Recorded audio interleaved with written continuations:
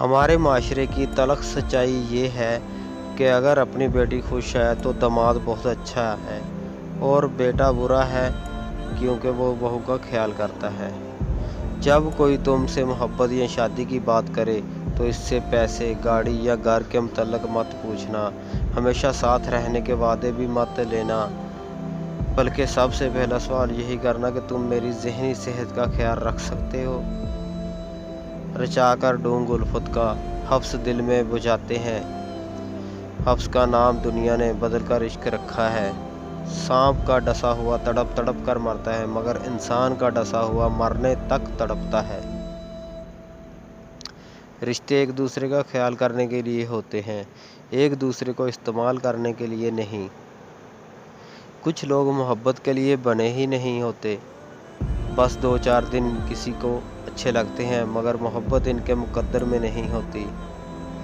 آنسو اگر آنکھوں سے نکل کر بہہ جائیں تو اس کا مطلب یہ ہے کہ آپ کو تکلیف ہوئی ہے، اور اگر آنسو آنکھ سے بہتے ہوئے حلق میں اٹک جائیں تو یقیناً اندر سے کچھ ٹوٹا ہے۔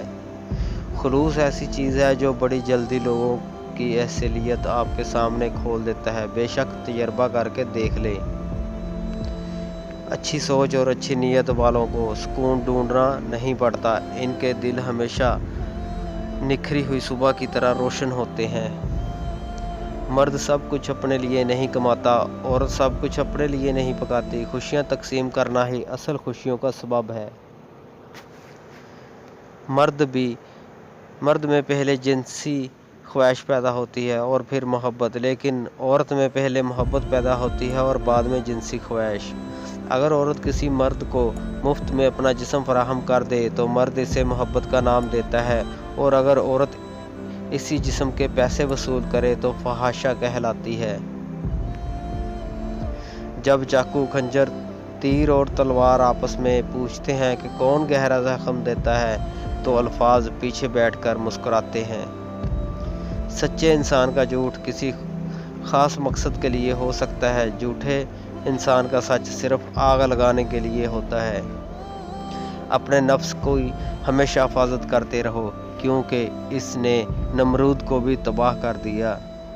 کسی کو پا لینے کے بعد اس کی ناقدری نہ کرو کیونکہ جس کو آپ نے پایا ہے ہو سکتا ہے کہ کوئی دوسرا اس کی طلب میں جیتے جی مر گیا ہو۔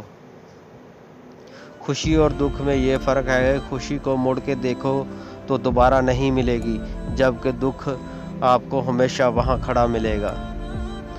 اپنوں کو جب کوئی کسی بات کا احساس دلانے کی نوبت آ جائے تو پھر وہ اپنے نہیں ہوتے۔